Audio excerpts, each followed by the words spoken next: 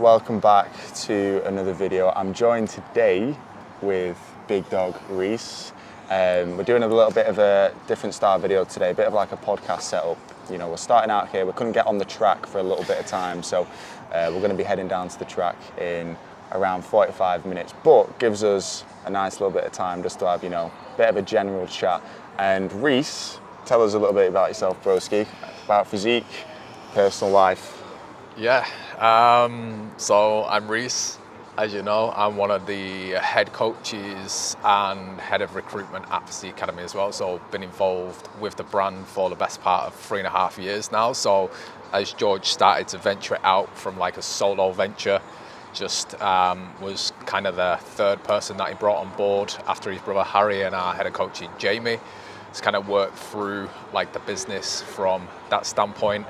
And yeah, just been able to coach and influence hundreds of lives so far inside the brand after 3.5 years. Outside of that, you know, my main thing right now is just heavily into like running, marathon training, and trying to also still kind of like build strength, lift weights, and just find that perfect balance, I would say, of strength and hypertrophy training and, you know, actually preparing for marathons and doing marathons at the same time as well, because I feel like there's quite a bit of a gap right now where people are either going down one route or the other or not really combining it the right way. So I'm kind of taking myself through that process, completing a few marathons whilst trying to actively like gain weight and gain size at the same time as well. What's like the biggest struggle though with like trying to maintain size or gain muscle mass with the amount of expenditure that you'll be doing from like the long runs and stuff, and as well, you know, with making sure you're getting like enough recovery for like each session? Yeah, I think the biggest missing piece that I've got wrong in the past and probably other people are getting wrong is the nutrition side of things. It's making sure you're just not like under eating, making sure you're fueling properly for each workout, making sure you're fueling after each workout as well. So I think fueling, getting the right nutrition, getting the right amount of calories to be able to perform well in both strength training and endurance is probably the biggest thing to try and get that right.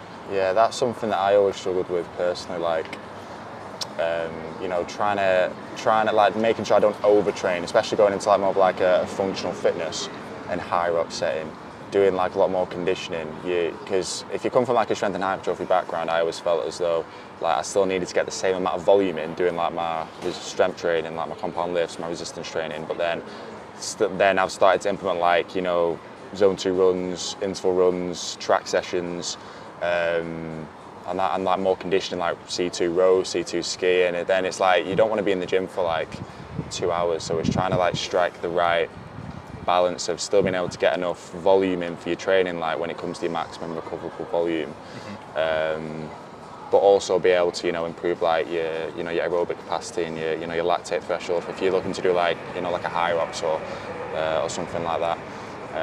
But have you got a marathon coming up over the next so I've got months? Marathon in 4 weeks today, so 29th of September, and then I have another marathon on the 27th of October. So we've actually got 2 in the next 7 to 8 weeks.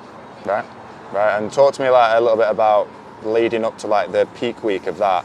So obviously I assume you've been like increasing your distances and stuff with your runs, and the intensity obviously with your runs. Coming up to like peak week, what do you do to like carb load and, you know, to prepare you for the actual day, to make sure that you're not going to have too much food sitting on your stomach, and, you know, you're going to be like mentally, physically prepared for like on the actual day?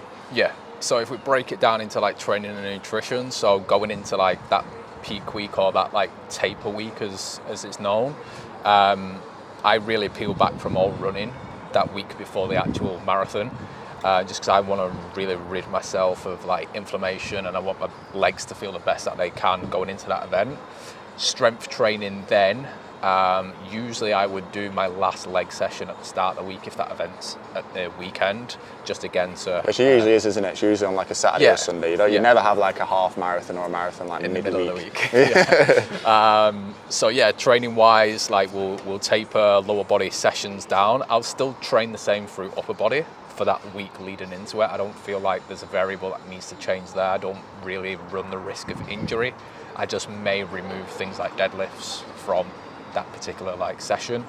And then from a nutrition standpoint, it's more just a case of I always do 48 hours before the actual event itself. Like that's where I really focus on my carb loading and just eating carbs that I know sit well within my stomach. So always like nothing too oily, saucy as well. Yeah, no, smashing Indian the night before. Just like super simple, like beige, like food. Easy cereals, rices, potatoes, things that I know that just sit nice and well with my stomach. And just, yeah, I don't really load up more than sort of 48 hours before the event itself. Yeah, we'll cut it there, Jake, for a sec, because Big Dog's here. What are you saying, bro? You good? You good? Big Dog, how are you? Yeah, I know, yeah.